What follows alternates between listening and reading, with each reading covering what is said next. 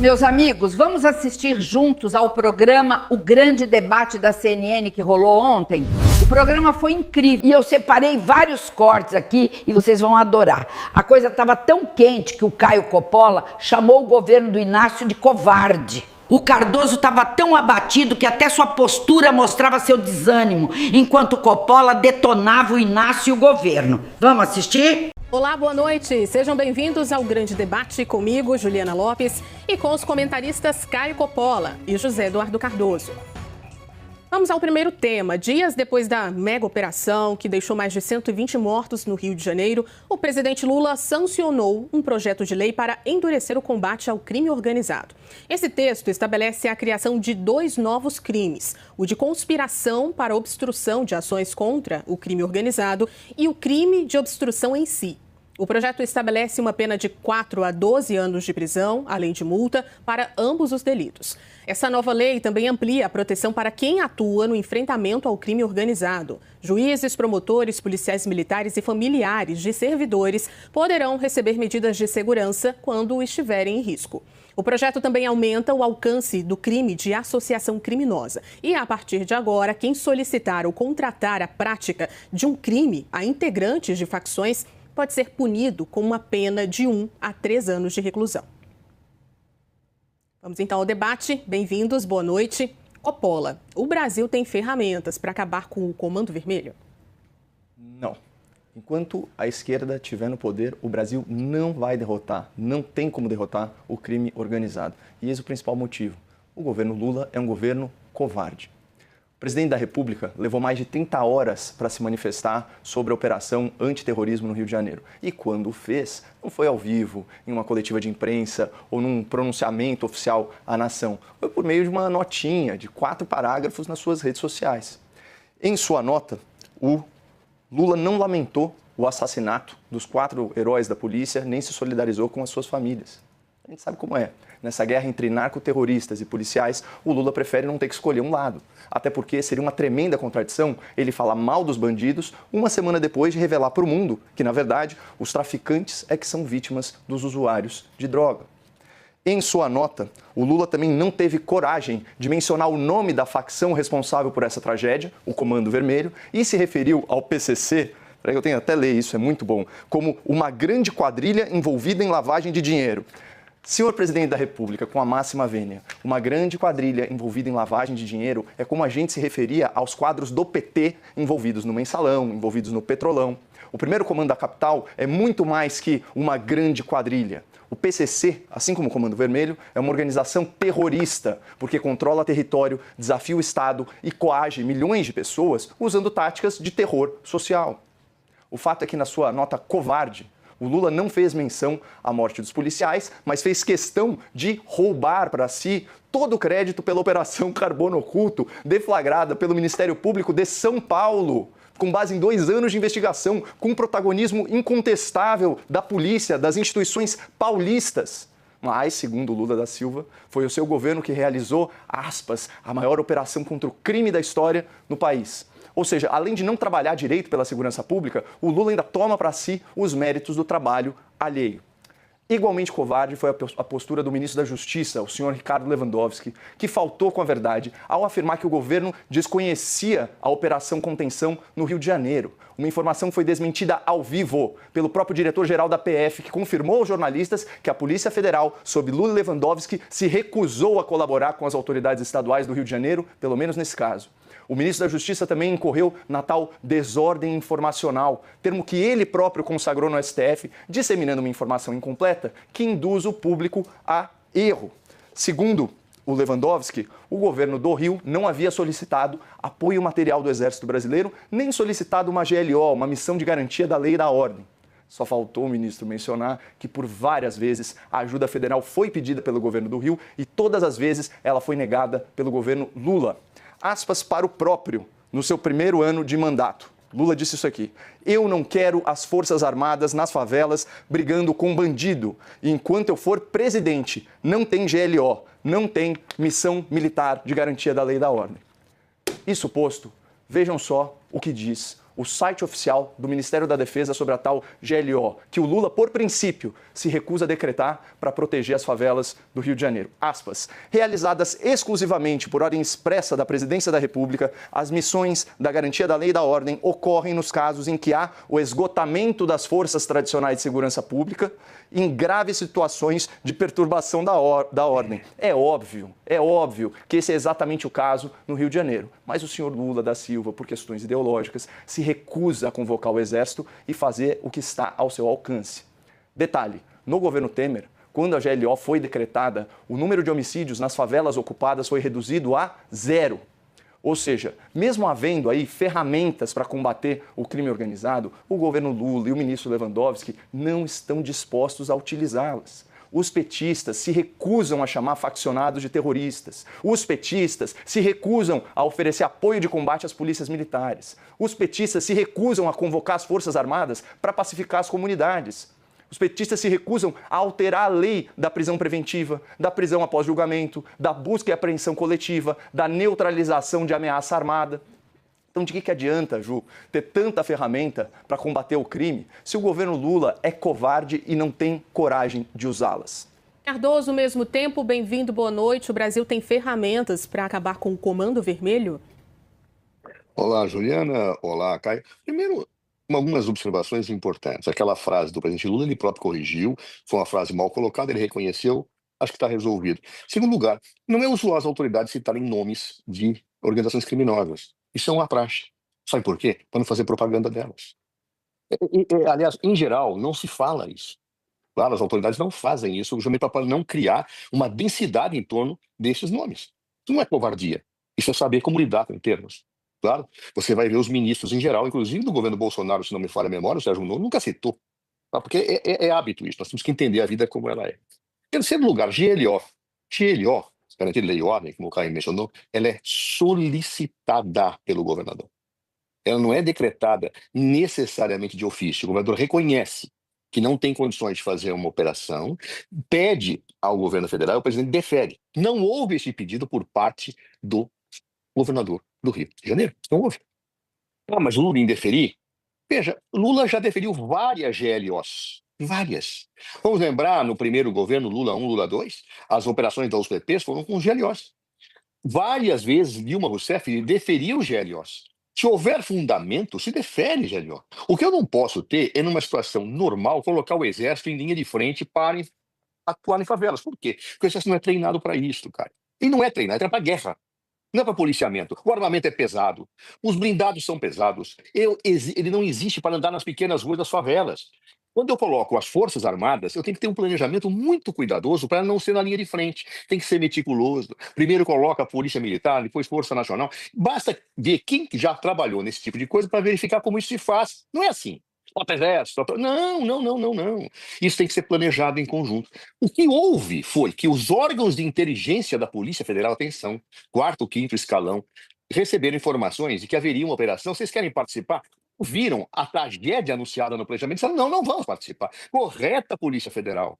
Agora, o governo, quem governa, não teve nenhuma solicitação de intervenção. E se tivesse, teria que dizer, com esse planejamento, não. Assim não dá. Você não vai comandar as Forças Armadas. Quando eu tenho GLO, quem comanda é o Exército. Porque eu não posso deixar blindados, armamentos na mão da polícia. Nós já vimos milhares de vezes no Rio de Janeiro armamentos serem apreendidos e desviados outra vez para o tráfico. Há inúmeras apurações sobre isso. Eu vou deixar blindados na mão da polícia? Não, não vou. É o Exército que tem que cuidar. Então não é tão simples assim. O governador mesmo reconheceu, o nosso governador do Rio de Janeiro reconheceu que não tinha pedido ao final da tarde numa coletiva, em que ele fala claramente, de fato não solicitei GLO, não pedi nada. Ok. Resolvido esse problema, a pergunta é, essa é a pergunta que é feita, nós temos ferramentas para acabar com organizações criminosas? Eu não vou citar aqui também nome, mas nós temos ferramentas? Eu diria não, não temos. Por quê? Porque não existe a agregação, não existe a atividade conjunta prevista na Constituição. Esta é uma competência atribuída para os estados. Então, portanto, ou eu mudo a Constituição, como quer o governo federal, mandando uma proposta de PEC para haver uma sinergia, uma integração, ou nada será feito. Às vezes, no Brasil, em se ter experiência de integração, o resultado de segurança pública foi muito exitoso, como nos grandes eventos. Mas hoje, quando alguém quer dar voo solo, quando alguém quer atuar por si só, não pede, fala para a área de inteligência informar, mas não solicita atuação, faz um planejamento sozinho e quer que os outros se encaixem. E nem solicita o encaixe. Ora, francamente, isso é absurdo, é equivocado. Veja como em São Paulo deu certo. Forças estaduais com forças federais planejaram e não entraram na Faria Lima matando as pessoas. Aliás, se entrassem, eu acho que a repercussão seria outra, né? Por que será? Ou seja, não entraram fazendo isso, planejaram. E organização criminosa, sabe como é que você faz? Você asfixia financeiramente, você faz o asfixiamento dela. Claro? Isso foi corretíssimo, feito pela Polícia Federal e feito pela Polícia do Estado de São Paulo, sem dar nenhum tiro. Conseguiram atingir muito mais essas organizações criminosas do que essa operação de ontem. Sabe por quê? Porque essas operações de ontem não acabaram com essa organização, a enfraqueceram e abriram espaço para que aqueles espaços sejam ocupados por milícias. Esta é a verdade triste da vida, se nós vermos como se faz uma operação sem planejamento e de forma irresponsável. Coppola, essas mega operações em comunidades, elas são eficientes para combater o crime organizado? Evidente que são. Você acha que o Comando Vermelho está mais fortalecido ou mais enfraquecido agora, que ele perdeu no mínimo 10% dos seus fuzis e vários combatentes no seu exército terrorista? Detalhe. Eu quero deixar registrado o meu repúdio à fala do Dr. José Eduardo Cardoso, que fica colocando em xeque o planejamento, a tática, enfim, até a capacidade técnica da polícia em conduzir essas operações, porque o que nós temos é que esse planejamento foi meticuloso ao longo de vários e vários meses. O que é difícil, Zé, é você convencer centenas de bandidos a se renderem sem lutar. Por quê? Porque são narcoterroristas, são assassinos, são torturadores. Então, você tem duas hipóteses. Ou você faz a ação e eles saem pelas rotas de fuga, ou faz corajosamente, como fizeram as forças policiais, interceptam as rotas de fuga, e aí você tem confronto. Não foi mais exitosa porque, infelizmente, 4 agentes de segurança faleceram, foram assassinados pelos bandidos. Porque senão teria sido ainda mais exitosa. Agora, o que é chocante é ver essa comparação absolutamente infundada, esse paralelo assimétrico com a Operação Carbono Oculto. A Operação Carbono Oculto, que foi no coração da Faria Lima, nos postos de gasolina, era uma operação para combate a crimes do colarinho branco. Não se tratava de um embate com criminosos violentos armados, mas sim de operações em postos de gasolina. O que você esperava, Zé? Que tivesse alguém de fuzil num posto de gasolina? Porque se tivesse, ele certamente reagiria. E é por isso que não foi disparado nenhum tiro, porque essa operação visava o crime de colarinho branco, lavagem de dinheiro, enriquecimento ilícito, toda a sorte de fraude relacionada a uma série de prestações de serviço. É óbvio que não teve tiro, mas como que você vai enfrentar uma força paralela encastelada num morro, tiranizando uma comunidade vulnerável, fazendo barricadas, impedindo que saúde, segurança, infraestrutura chegue aí para milhões e milhões de pessoas? Sob a batuta do lulopetismo, segundo o Datafolha, a influência do tráfico cresceu 24% em um ano, Zé. Um ano. Por quê? Porque o Lula, seu ministro da Justiça, seus aliados no STF, criaram todo um arcabouço, principalmente um arcabouço legal, que previne ações policiais. E ao contrário do que você falou, o governador foi muito claro. Eu sempre pedi os blindados do Exército. Toda vez era uma razão diferente para não mandar. Eu desisti de pedir. E sobre a GLO, eu li aqui, não é possível. Olha o que o Lula disse. Eu não quero as Forças Armadas nas favelas brigando com bandido. Enquanto eu for presidente, não tem GLO. O governo Lula se recusa a ajudar as autoridades do Rio de Janeiro e hoje estavam todos os governadores juntos, reunidos, com uma crítica construtiva comum ao governo federal, que tem ali, entre os seus grandes defeitos, a incapacidade de reconhecer terroristas como terroristas. Então não adianta ficar sancionando esse monte de lei com pena de 4 a 12 anos. Isso não vai resolver. Essa turma joga um outro jogo. Eles estão em outro patamar. Eles não são, como disse o Lula, como é que é, Zé? Uma grande quadrilha envolvida em lavagem de dinheiro. Aliás, se a ideia é não dar publicidade aí para as facções criminosas, eu imagino que ele também não quis dar publicidade aos policiais que morreram. Não abriu a boca para falar deles. Que vergonha. Estamos de volta com o grande debate. Te conto que após a mega operação que matou mais de 120 pessoas no Rio de Janeiro, a oposição prevê um discurso duro por parte do presidente Lula em relação à segurança pública durante a campanha eleitoral de 2026. É a apuração do analista Pedro Venceslau. O tema da segurança é majoritariamente dominado pela direita. Por conta disso, uma ala do PT, partido do presidente Lula, avalia que a sigla deve se reinventar em busca de um discurso mais pragmático em 2026. Especialmente depois da mega operação no Rio de Janeiro, essa ala acredita que o partido deve passar a defender as forças de segurança. A própria oposição já prevê que Lula deve chegar na eleição do ano que vem com uma narrativa diferente daquela que é histórica do PT. O fato do presidente ter sancionado o projeto que fortalece o combate ao crime organizado já é uma sinalização de mudança de posicionamento do governo, especialmente pelo texto ser do senador Sérgio Moro, um adversário de Lula. Vamos ao debate. Cardoso, queremos te ouvir. A esquerda é capaz de dominar discursos sobre segurança pública? Eu acredito que sim, é perfeitamente possível, mas tem que deixar um pouco a paralisação em que se encontra na produção de visões, de teorias e reflexões. A verdade é que o senso comum domina a parte de segurança pública. Ninguém estuda, ninguém estuda as causas da criminalidade, ninguém desenvolve reflexões, a não ser ideias senso comum. Bandido bom é bandido morto, vamos matar todo mundo que resolve o problema da criminalidade. E a culpa é da esquerda, como se Jair Bolsonaro não tivesse tido 4 anos de governo, não? E o crime organizado não foi minimamente afetado ao longo do seu governo, ao que se sabe. Aliás, nenhum dos governos conseguiu atingir o crime organizado. E quando eu falo de crime organizado, eu falo tanto do narcotráfico como das milícias. Claro, vamos lembrar que milícia também é crime organizado e que a milícia está enraizada em muitos dos setores do Estado brasileiro, infelizmente, inclusive em alguns setores políticos. Seja como for, é muito importante, é claro, que a esquerda precisa desenvolver isso no discurso. Não basta só defender certas situações de não lesão a direitos, isso é importante que se fala, de respeito à lei, mas é importante ter políticas de segurança. Políticas que possam desenvolver integrações entre os corpos policiais, que possam desenvolver, articular ações preventivas com ações repressivas. Isso é fácil de ser feito? Não, não é fácil de ser feito. É difícil de ser explicado? Sim, é difícil de ser explicado, porque há um senso comum.